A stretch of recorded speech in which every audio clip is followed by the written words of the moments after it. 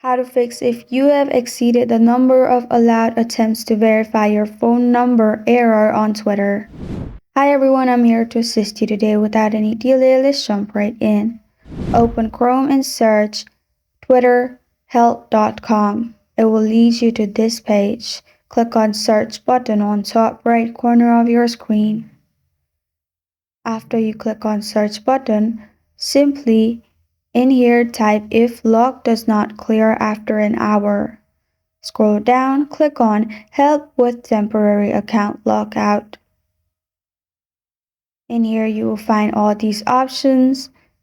If this solves your problem, you don't need to move on to the next step. If this does not solve your problem, simply scroll down and you'll find contact support. Click on contact support. In here, add your reason.